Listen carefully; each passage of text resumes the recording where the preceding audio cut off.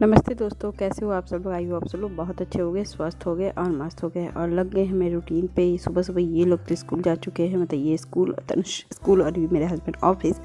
और सुबह सुबह वही रूटीन चालू हो गया है फेस्टिवल के बाद वाला। तो फेस्टिवल के बाद सबसे पहले तो घर क्लीनिंग करनी होती है, क्योंकि मेरे फिर दिवाली के बाद भी बहुत दिन रहती है। तो मतलब कि आज फ्राइडे का दिन था, तनुष का पेपर भी था और मेरा स्कूल भी खुल चुका था। तो बच्चों का रूटीन खुली जाने पे ना मेरे कमरे में बेड शीट वगैरह सब कुछ था। मतलब कि जो भी चीज़ अपने रूटीन लाइफ चालू हो जाती है ना, तो एक अलग से सुकून सा भी मिलता है, प्लस घर सुना सुना सा भी लगता है, क्योंकि उसमें प्रॉपर टाइमिंग में काम भी ख़त्म हो जाता है। और एक रूटीन लाइफ जो चलती है ना, जैसे लेट लतीफ़ हो जाती है ऐसे थोड़ा, क्योंकि हम लोग को भी असकत आती है, थोड़ा सा घर में लोग लेट सो के उठते हैं, तो ये सब चीज़ें होती हैं। तो यहाँ पे मैं बेडशीट को के गद्दे वगैरह, मतलब कि कंबल वगैरह फोल्ड कर रही थी और बेडशीट हो गई थी पुरानी, काफ़ी दिन लगी हुई हो गई थी। मैंने कहा कि चलो आज के दिन में से बेडशीट मैं ठीक कर देती हूँ, चेंज कर दे रही हूँ। ये बेडशीट मैं तो लाई थी कह के कि बराबर साइज़ का, लेकिन ये बेडशीट में मेरे साथ हो गया था धोखा। तो ये बेडशीट तो मेरी छोटी पड़ गई, तो मैं वहाँ पे किनारे कपड़ा डाल लगाती हूँ और अब मैं लंबे ही बेडशीट खरीदती हूँ।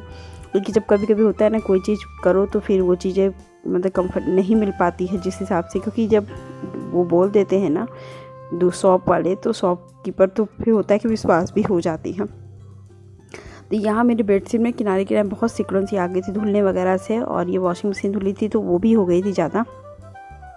तो मैं सोच रही थी कि चलो थोड़ा सा प्रेस कर देती हूँ। प्रेस करने से भी चादर, हम लोग हर चीज़ों को तो प्रेस करते हैं, लेकिन बेडशीट वगैरह को नहीं प्रेस करते हैं। लेकिन अगर जब बेडशीट को आप बिछा करके एक बार प्रेस कर दो ना, सच में मानिए कि बेडशीट की रंगत होती है, प्लस केयर, सेल्फ लाइफ सब बढ़ जाती है और बहुत अच्छी भी लगती है। तो मैं सोच रही हूँ कि मैं ये करना शुरू कर दूँ। तो टाइम तो लगता है, लेकिन हाँ, ये काम करने से बेडशीट की रंगत और सब कुछ बहुत अच्छा हो जाता है और बहुत अच्छा लगता भी है। ये बात मैं जान रही थी और मैं कहना भी चाह रही थी कि एक बार करके देखिएगा आप लोग। घर किसी तरह छोटी छोटी चीज़ें को करने से ना आपकी सेल्फ घर में चीज़ों के डैमेज होने की चांसेस कम हो जाते हैं, प्लस आपकी केयर करने से आपका ही घर सुंदर और अच्छा बनता है। तो यहाँ देखिए मैं आ गई, कमरा तो साफ़ कर ली। यहाँ पे सुबह सुबह की झंझट में ना बहुत कुछ डिब्बे वगैरह आके यहीं पे रख जाते हैं, क्योंकि सुबह सुबह इन लोग को सब कुछ चाहिए। सब्जी बनाना है तो नमक हल्दी चाहिए, और चाय चाहिए तो चीनी चाय पत्ती चाहिए, तो सब मैं ला के वहीं पे रख दी। रेड टेबल मेरे लिए बहुत ही यूनिक है। इसको मैं बनाई हूँ कूलर के स्टैंड से, आप लोग को दिखाई थी मैंने। अगर रिक्वेस्ट करिएगा तो मैं इसका भी दिखा दूँगी। ये थोड़ी सी ना मैंने मूंगफली ली थी, धूप में डाल रही हूँ। इसमें कुछ नहीं, थोड़ा सा अजीब सा धुंध जैसे नहीं होता, कुछ चूरा जैसा लग रहा था। तो मैं इसको कपड़े से पोंछ करके, इसी तरह अगर मैं सामानों की केयर ना करूँ हम लोग की गृहस्थी में, तो कोई चीज़ें होती ख़राब हो जाएंगी वैसे के वैसे ही रखी। और हमें लगा कि नहीं ख़राब हो गई, कैसे ही ख़राब होगी दुकानदार ने। तो कभी कभी हम लोग को भी चीज़ों को देखना पड़ता है, हर हमेशा शॉप के दुकानों पे भरोसा नहीं कर सकते हैं। क्योंकि मूंगफली तो बहुत अच्छी रहती है, लेकिन पता नहीं क्यों अजीब सा हो गया था। अभी इसको मैं 2-3 दिन और धूप दिखाऊंगी, क्योंकि आजकल पता नहीं यहाँ पर धूप की कंडीशंस ये है कि बहुत ही हल्की धूप निकल रही है। और यहाँ खील जो होती है, जिसको हम लोग बोलते हैं लावा, धान का लावा जो चढ़ता है, वो बहुत ज़्यादा स्टोर हो गया था मेरे पास। तो मैं उसी को ठीक से रख रही थी, क्योंकि ये दूध लावा खाने में बहुत ही टेस्टी लगती है।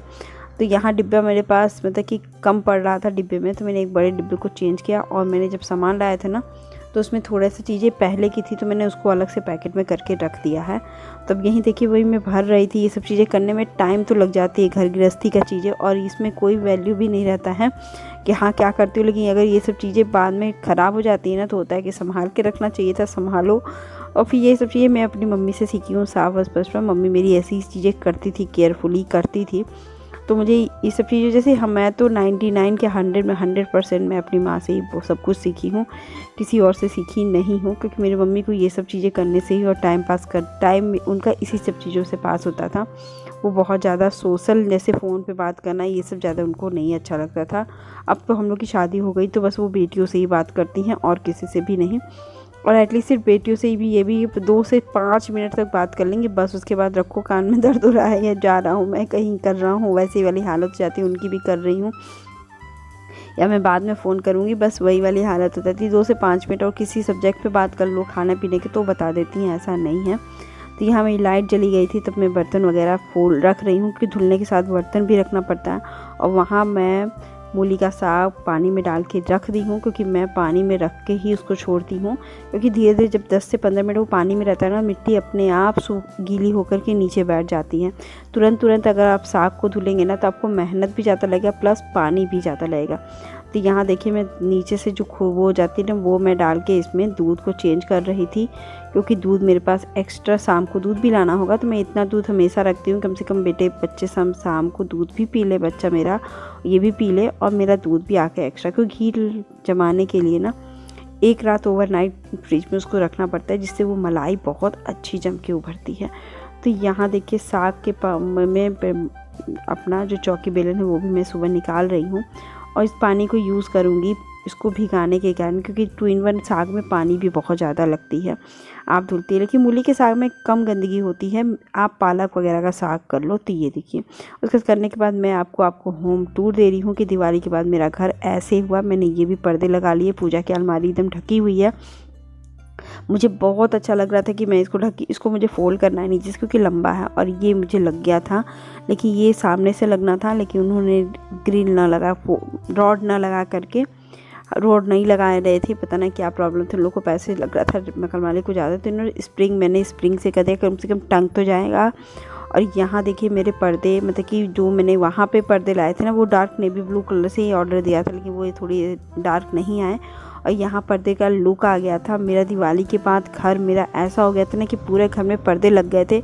घर इतना भरा भरा लग रहा था ना। मैंने ये चीज़ें, और वॉशिंग मशीन भी मेरा आ गई थी, देखिए मैंने इसको पूरा कवर कर दिया है, और यहाँ पर भी मैंने पर्दे लगा दिए कि अब कोई भी आएगा तो हमारे घर को ऐसे देखेगा, क्योंकि पर्दा खुला खुला बहुत दिक्कत होती थी।